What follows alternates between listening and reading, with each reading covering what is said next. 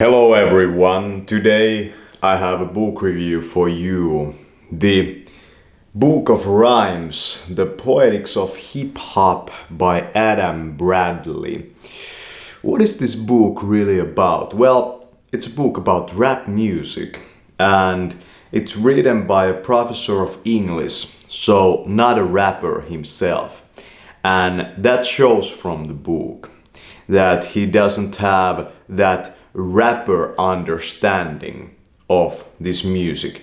But I think it's still worth to read if you want to become a rapper yourself or if you're just interested in this genre. Because it goes into the ramifications of this whole thing called rap on the culture, but on top of that it goes to the technique and also to some more technical or theoretical things about rapping and rap music. The artists that he talks over here are quite varied, from the mainstream to the semi-underground. So I would say that, for example, a rapper like Immortal Technique is not really mainstream, but he's not really underground either. So he's kind of in the middle point. And then somebody like 50 Cent is for certain mainstream. And he goes over some lyrics. He talks about how in the 80s, 90s, the rhymes that rappers usually pulled out were with end rhymes, so the last word was the word that rhymed. But nowadays there's a lot of, well, there's so much freedom that you can use over here. You can write, like in my latest lyrics I have used rhymes in each word, kind of like you put 3 sentences on top of each other and you make every word the same length and you make every word rhyme with each other. It creates a very interesting structure, and from the books I have read, I haven't seen that kind of stuff really done before, but probably everything has been done in rap in some manner, but what you bring to it, that's a different game. He also talks about the different aspects of rap, the flow, so the rhythm. There's this term called being in the pocket. It just means that you rap in the rhythm. I have a kind of a genius for rhythms and following rhythms. I have done that so much that it's just second nature for me. The main problem with me right now in rapping is the way I record. So when you record rap, it's kind of a pain in the ass to fumble around with the rhythm. I mean, to get it to match, to get the actual like beat to the way you rap to match. And I haven't really figured how to do that probably yet. You know. So I don't know how the pros do it in the recording studios. I have to really think about my recording setup in rapping, and I have to take it to the next level. And I have asked some questions about this, but this is not really that kind of a book. Maybe I should read that kind of a book next. It would be really interesting to understand something about those things next. But yeah, it's a great book. It's about poetry also. He compares the old poets to the current age rappers and how they are different, how they are the same. He talks about freestyle rapping and rap battles. I don't think he kind of understood the whole idea of rap battles. There's really no such thing as a rap battle. You know, that doesn't really exist, because when you rap with somebody, you are kind of like the one brain. I would say it's more like a spiritual experience. You know, it's a spirit. I think that like freestyle rapping, it can be a spiritual practice actually, and I feel that it's a very spiritual thing. So I look at that from a different kind of vantage point. It's not rap is really not about competition. Even those pro guys, they are still artists, and artists don't compete. They are great in their own manner in some specific things, but they are also so different. And when somebody over here says that rap is closer to sport than an art, then that's kind of true. But when you really think about it, the lyrics that touch your heart, it's artistry, it's not sportsmanship. Of course, there are aspects of sportsmanship in rapping that are very much more pronounced than in any other art form. But I wouldn't still maybe take it to that level. So how do you write then artistically songs? What comes true over here is that artists that you all know, they have very different actually skill bases and backgrounds on how they got to that level. Some rappers weren't writers at all. And when I think about myself, I'm first a writer and the rapping stuff comes later, And what I noticed from freestyle rapping compared to writing the lyrics, and I learned from another book that you should write lyrics to a beat. I agree with that, but only if you write on a computer, I mean with a keyboard. I don't think that you should write lyrics to a beat if you write with a pen. That doesn't, at least for me, work very good. What I also noticed is that very many times if I just freestyle to a beat, the word choices I make are much more shallow and kind of stupid. They pose me as not very intelligent of a person compared to if I don't have any beat and I just go off top of my head and I have the time to kind of think through it and to repeat it and go over it. And it's the same with when I write. I can bring some depth to it and I can bring some interest there. And I think there are two kind of different skills. And I think that if you want to become a freestyle rapper, you have to actually write quite a lot. You have to be a really good writer if you want to become a really good freestyle rapper. And you also have to be a genius with rhythm. So you become a good freestyle rapper by learning to write without thinking between the words, kind of like having a flow of like rhymes. And you're gonna learn that in silence actually. You're not gonna learn that through rapping. And how do you get that vocabulary is through reading. So it's a very long process. Of course you can just freestyle rap about smoking weed, and that's what many of these fucking rappers do. It's just about shallow subjects like that and the way they say it. But I don't think that's one of the that's probably like 50% of your listener base at least is going to be liking that stuff more. But I think there's room in rap for better things, and I feel that you're not gonna succeed in this modern age with that kind of stuff anymore. It's just not gonna happen. These weed rappers, they have been around, so there have been so many of those that we need something better. We need something higher class, and we need something better. And the stories of these rappers like 50 Cent over here, it's very interesting how he says that he's a gangster rapper, but I don't know if he ever was your hardcore gangster rapper, because there are gangster rappers that are really living kind of that life. Then there are those that live on the edges of the gangster, I mean the real law breaking guys. I mean, they live on the edges of that. And then there are those that, you know, just kind of do it as a storytelling thing.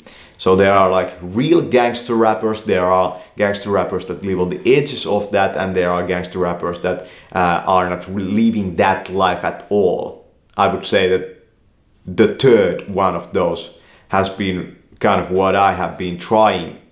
But in the end I kind of realized that this gangster rap thing is kind of fun to a point, but then it gets kind of old and there's not enough room for artistry. So I kind of took my teams on a different path and kind of where nobody really takes them in rap. And I found my own kind of way to do stuff. I mostly rap in Finnish at the moment, but I'm gonna do it in English too in the future for you, if you're interested in that. He doesn't talk too much about the production side of rap or being in the studio and what is it like, and because he's not a rapper himself, so he cannot really talk about these things in that sense. And that's okay. It's great that we have this kind of a viewpoint to this thing, and I really appreciate that he wrote this book. But I feel that the world needs a couple of new rappers. The one is me, and the one is kind of like a high class, like a very somebody with a very high class background as a starting point, a very intellectual background, a very sophisticated rapper. And I want to be the guy doing the collaboration with this dude. Two amazing brains, you know, as you understand. There's a lot of these guys that came from very, you know, dire situations, like, you know, these drug dealer types that became rappers, and that was their way out of that game. That's okay, but I feel that we want to see rap being used for greater things. And he also talks about the misogynia, or like the women hating in rap music. I'm gonna say that it's kind of part of the game, actually. It's kind of part of the game. And probably somebody who doesn't rap wouldn't understand what is it really about. And it's not really cultural, I would say. I believe that this is kind of, it's not related to women actually at all. It's related to the game of rap and how women relate to that game of rap. And I would say that at this point I have realized why it's there. And I don't know if rap lyrics or rap music should address women at all. It should be kind of transcending that thing, you know. And I feel that most, you know, there's this whole thing about Christian rap. It's great to a certain point, but I also kind of feel that, you know, there are huge downsides to this fucking genre and how it is used. I wouldn't recommend you to even listen to rap music at all, you know. If it's made by me, then go ahead, but otherwise, you know, don't listen to rap. You won't become a better individual through listening to rap. That's for sure. There's ground being explored in rap that is very, at the same time, kind of dangerous, but at the same time very cutting edge. And that's great, but I would still say that there are better things in life. Don't listen to rap. If you want to become a rapper, don't listen to other rappers. You have listened through them all. That's what I can say about myself. I listened through all of these guys when I was younger, and I was that weed smoker guy. I was that stoner guy. I listened through all the Finnish rappers and I listened through all the American rappers. Of course, I didn't listen through all of them. There's so many of them. but I listen through enough. I mean, we are talking about probably over 1,000 rappers and their albums I listen. So I know this fucking game, you know, from that point, and you really won't understand rap through listening to it, you know. I don't know if you will even understand rap through creating it. It's your own thing that you bring to it, and I think everybody has space in it, and it's great that rappers collaborate, but I also feel that very many times collaboration brings about clashes in vision, and I think that the greatest rappers I listened to probably were solo projects. Yeah. But I don't really know. They might not have been solo projects, but there was just one guy that did the lyrics. Okay, so what's my plan then for rapping? Well, I'm gonna say that the problem with rap music, at least over here in Finland, is that many of these guys that are kind of in this culture are very much into the drug scene. It's kind of different in a sense that we don't have, you know, this gangster culture really. This gang rap doesn't actually exist in Finland, and there have been couple of those, you know, cliques in Finland that have done those gangster rap like songs, but were those guys really, all of them at least, part of those like gangs? You know, I'm talking about probably like motorcycle gangs and this kind of stuff. I don't know if they were, but really it's very rare that, you know, this type of thing actually even exists in Finlandia. So most of these types that are into this rap music are, I mean, listeners, and also the one that produce it, they don't match to my personality as like a human being. You know, I'm straight edge. I don't use drugs. I never drink. I don't really want to collaborate or do any work with anybody that cannot live like that. That cannot, you know, just be focused on the art itself. You know. It's kind of one of those things that I feel that very many rappers, you know, are rapping on the side and using drugs as the main thing in their life. I mean, they are addicts by the day and rappers by the night. This kind of stuff, and I don't dig that. And I feel that art itself is very unthankful to do very many times. There are these winners, you know, that he mentions in the book. It's great, but I still feel that being an artist is a very unthankful thing, and being a rap artist is probably like pretty high over there, because you do so much work alone, and on top of that, how do you even get yourself like listened by people, and how does it actually affect people? I feel that I have found that much better in what I do on YouTube, that feedback, and that people actually like what I do.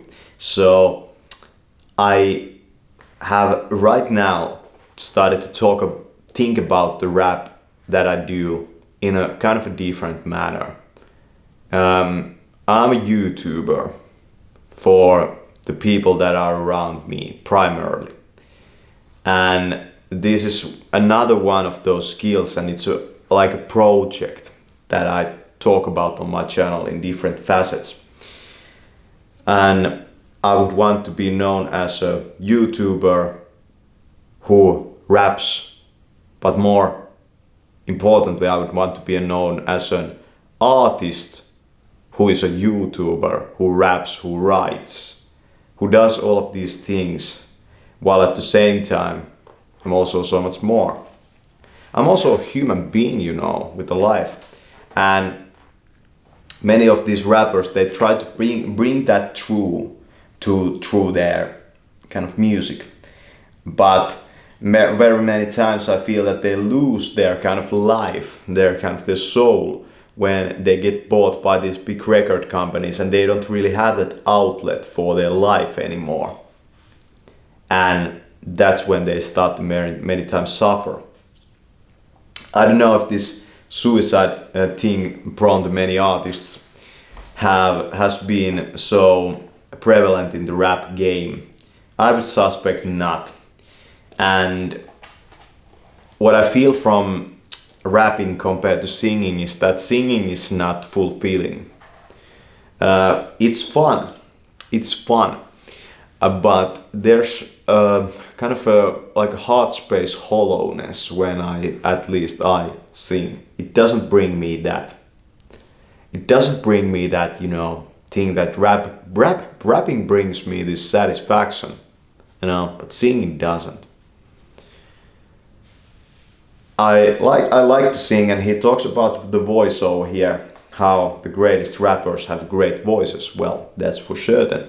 And I don't know what's because these record labels, they have all the artists, Of course, there's a lot of voice coaching probably going on with these rappers. Nobody really has a voice, as a starting ground. You sound in a specific way. But for example, my voice right now, it sounds like this because of the practices I did yesterday and the practices I have been doing for like years right now. And I wouldn't sound like this without those practices. So I have consciously changed how I sound. I did that to my voice. And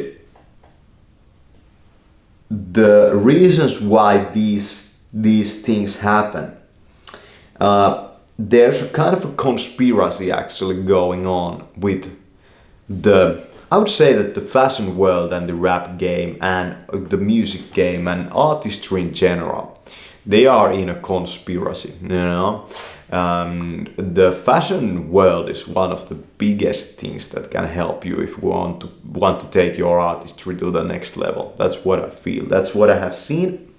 And I really believe this, that fashion designers are one of the best people to help you as an artist. Because they are artists themselves and they employ a lot of artists. And I think fashion is art, but it's art in much the same manner as rap music is art. It's a product to be sold. Of course, every art is, in the end, something to be sold. Maybe. Maybe not. Maybe contemporary art, where you do installations, one of those things I have never done myself. Maybe that's not art. Maybe that's not business. Maybe that's not for selling. But then again, you explore some artists like Damien Hirst, then you start to understand, and even very big art pieces can be sold. If you have the business knack, then it can be sold. And the recording industry, the CDs, that game has died off. And if you know anything about the history of music distribution, let's go into that next. I'm gonna make this very long video. This is going to be hammered up from so many different points. He didn't even talk about this. And this book was released in, 2009. So 2009 was really, CDs were around, still. But the first iPhone didn't come out in 2007. So the iPods had been around for quite a while actually at that point already. And iTunes came around. And there you could buy songs for 99 cents a piece. And if you have read that biography of Steve Jobs, then you understand that Steve Jobs came and he saw music piracy that was happening. There was this one site called Napster, and Metallica was a band that really tried to fight against that. And probably there was some, but you know, rappers, you know, they have always been, you know, this kind of lawbreaker. So maybe they didn't go. It would have been kind of hilarious for the rappers, you know, to go after these, you know, music pirates so hard, because they were kind of the only thing they talked about was breaking the law. And yeah, like.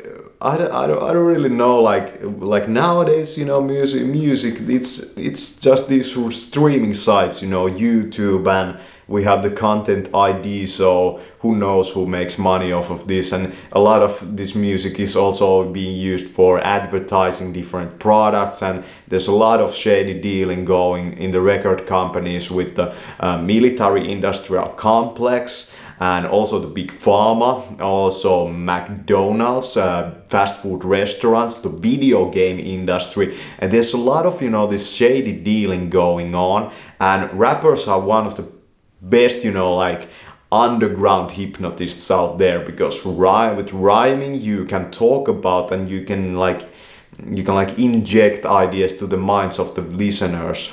And make them consume specific products. Even it doesn't even have to be in the lyrics, you know.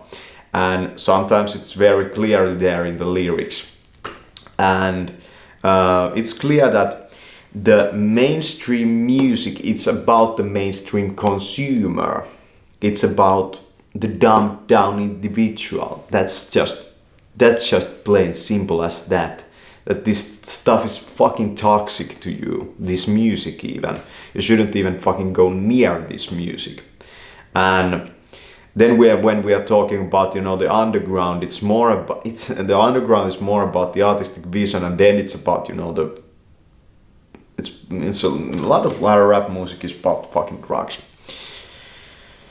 And yeah, what I can say about that is that, you know, there's no way to make money of the underground rap, and I don't know how they make money in the mainstream rap anymore. I don't know how that record label kind of handles the deal. They probably have the same kind of thing going on as the book publishing industry. So you get this, what are these called, when somebody buys a book and the writer gets this small share of that price. Sometimes it's like kind of like 11%, or what was it, some minuscule amount like that. So you understand how much you have to sell to make good money. So as he said over here, it was something like 80% of the money being made by the rappers in this like rapping, the whole rap genre. It goes to a very select few of these artists, and a lot of that money ends up in, of course, the record label's pocket too, and everybody who is involved, because these rappers in no way could do it alone. You don't even understand the marketing of music, like how you even hear these artists. You don't even understand what went into that, why you hear this artist instead of that. You can't even understand why they wanted you to hear that artist. It's such a complicated thing, and there's so many people involved in it. You could think of the rapper as the main actor in a movie. That's what he really is. And the whole game that happens in the background, yeah, like you cannot really do that alone and expect the same. You cannot really expect the same fucking result. So if you are an artist, should you try to then get into that game? Well, I'm gonna say that in Finland, probably fucking not, because like there's 5 million people. You can't even make money if each one of those people clicked on your fucking song. you can probably even make money in that situation. So it's not gonna be worth it. But if you're, yeah, like, well, of course you can try to get into that game. Like, these people are these, like, can you believe this? This is one of those things that many people that haven't kind of, you know, tried any kind of creative pursuit in themselves don't understand that even these greats, you know, these Michelangelos and, you know, Leonardo da Vinci's and Tupac Shakur's and, you know, all of these people, they were human beings. You are also a human being. It's not impossible actually to reach greatness if you are a human being. And rap music is just about that. I'm great. Just look at me. I'm great. You know, most of these rappers probably have huge like inner wounds of like not like being loved and that kind of stuff. And they try to kind of heal themselves through this music. Very dysfunctionally most of the time. And yeah, I think that's what this stuff is mostly about. It's very damaged individuals trying to bring healing to themselves through this, and then it becomes a whole business. But yeah, it's great.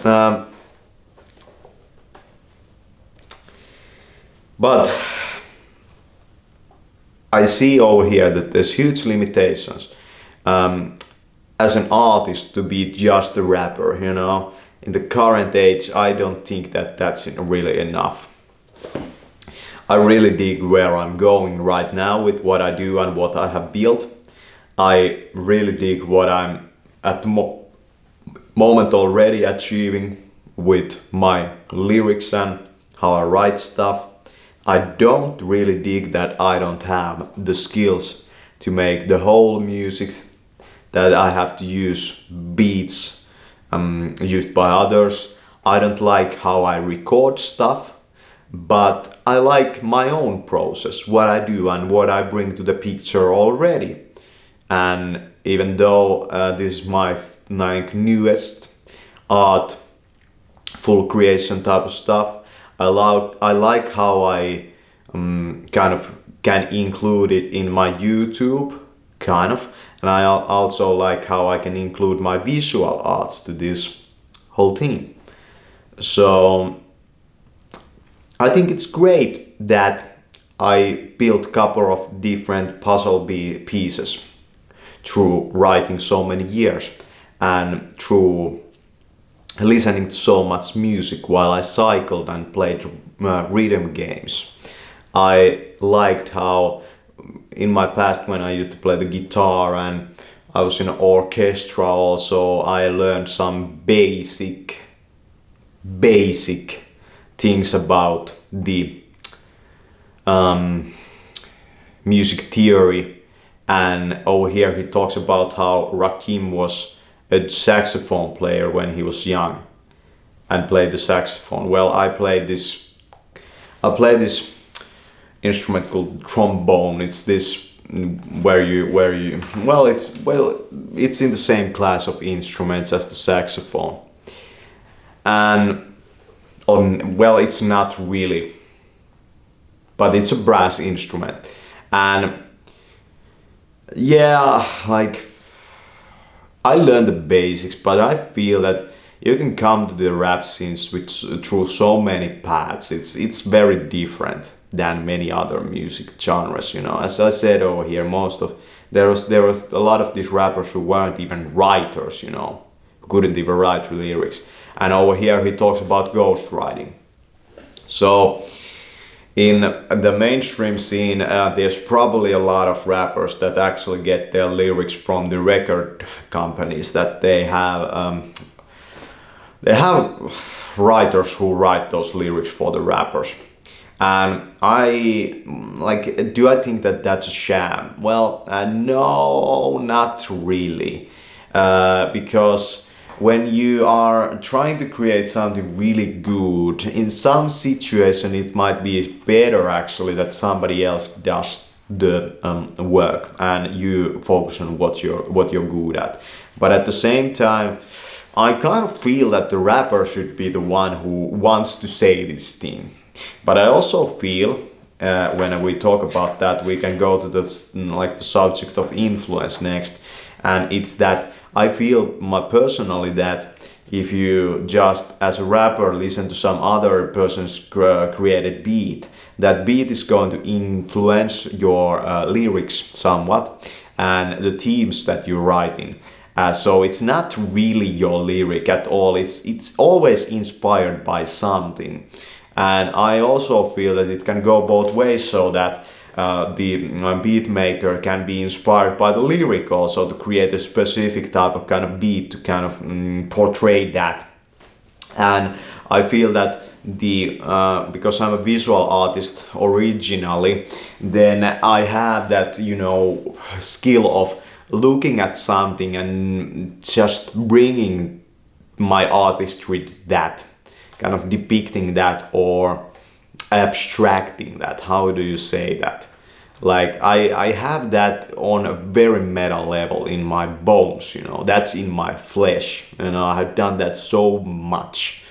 And I had this habit of painting paintings, mostly abstract paintings in rhythm. So I listen to a lot of music and also rap music, and I try to portray that music, a lot of genres, in colors and in forms. And it was abstract art because I feel that, well, music is very abstract. There's not those, really in music, there's not those cars and those guns and that kind of stuff. So lately I have been in my rapping stuff, I have been trying to go more abstract, and I also have been trying to go more kind of cryptic visual. So that's how I could kind of like signify my own style at the moment. Cryptic visual, like bringing to mind pictures, a lot of, you know, scenes, but changing every time you listen to it. That's my own vision for rap, and achieving that through very kind of well, I wouldn't even call it wordplay. That's like, well, cryptic visuals, high-level linguistics. That's what I would call what I go for right now, and I haven't seen that done before, and I know why. Because it has taken me at least 4,000 hours of writing, and I highly suspect that most of these rappers didn't even achieve that. Even these types like Eminem probably didn't write that much. Yeah. Because my fucking original goal was to become a fucking sci-fi writer. That's what I wanted to become. But now I have kind of gotten under my belt everything but that. Yeah, I have wrote some sci-fi through these years, by the way. Quite a lot of it actually, but nothing worth publishing. Yeah. What's my bigger dream? Do I want to become like officially published like a rapper with my own album, or do I want to become an officially published writer? I would want to become both. But what I feel like is that I'm going to be officially published as a writer later in my life. Later in my life. Yeah. And I feel that I won't stop writing ever. But I will probably stop rapping at some point. Probably because my teeth will fall off. Isn't this trope of the, you know, rapper with the walking stick and the gold teeth? And yeah, I think there's a lot of rappers that started to rap also because of injury. It's part of my story also. I started to rap because of all the other things I could no longer do. And yeah, I think that that's enough of a reason to do it. A lot of young people would never understand these type of things, you know. A lot of young people don't really understand like starting to become disabled in many ways, you know. You have so much freedom, you can play all the sports, and you can do all kinds of stuff, you know. But when you start to become a little disabled, you know, maybe rap comes to the picture, because maybe that's still something you can do. And when I was really, I'm gonna tell you this story, when I was really having pains in my knees, and walking was very hard, and I had a huge pains in my hands also, like elbow joints and biceps, and like it was the worst time of pain, and my back was aching like shit.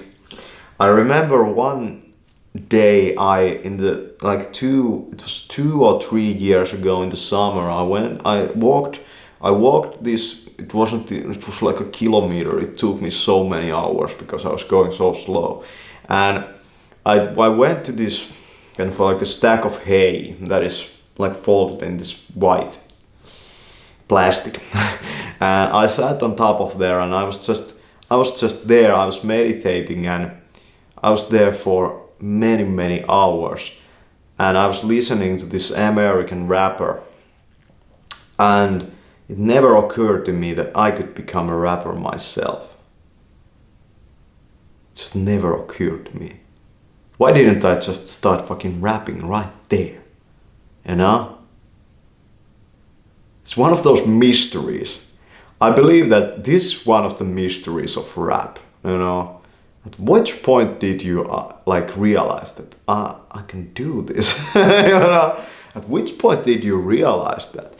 I feel that in like right now, I kind of downplay on how kind of easy it is to actually rap. Like, it's not that hard when you learn it. But isn't that so with most things? But it's not that hard actually when you learn it. But I had to go through a very kind of weird process to actually get to that point. It was not rapping at all. And there was one rapper from Finland that said in one of his songs that we achieve the same ends with different means. So that's what, like the same end goal through a different path. And I feel that that's how rappers became rappers, and it's clear from these stories. Each story is different, its path is different. So that's one of also the reasons why rap is not really it's not a competition, you know. It's not a competition. Yeah. So go ahead and keep doing it, and if you're doing it, and if you like rap music, then go ahead and stop listening to it, just please. It doesn't take you very far in life, I know this. And if you want to become a rapper, then just do it, fucking do it.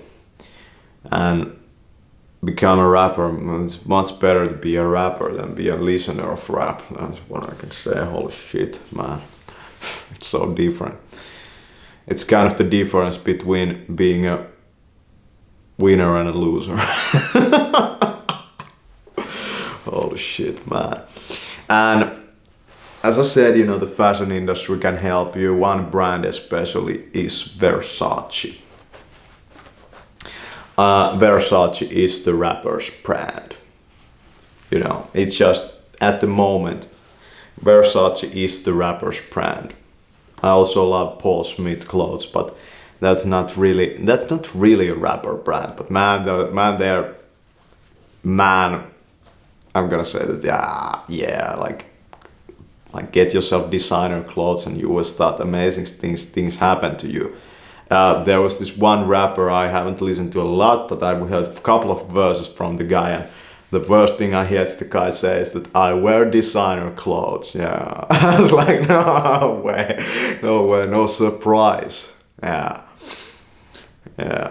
So I'm not gonna explain why. You can't explain why, but you will see if you do. You will see if you do, but only if you have it in you. Thanks for watching this video.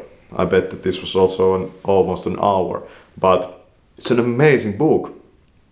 It's an amazing book for a rapper or a writer or a poet or anybody who is interested in rhymes. And rhymes have been my fucking thing for like a year. I have almost written rhyme like 8 hours a day every day, you know, like for a year. Rhymes have been my like thing. So here's what it is. By the way, writing rhyme, it's not where you start writing. You won't write rhyme if you start writing, but holy shit, come on. Learning to write rhyme actually takes a lot of time, you know. And how do you learn to write rhyme? You first have to think about words a lot, and you have to lay them out. What you are doing, if somebody watches what you are doing from the sidelines, it will seem like complete lunacy, you know, what you are doing, learning to write rhyme. But I have all the notebooks. If I ever become like world-class fame, I have all the stuff I have written. It's, as I said, like 4,000-5,000 hours, you know. They say that mastery takes 10,000 hours. I'm like 50% there. I'm pretty sure of that at this point.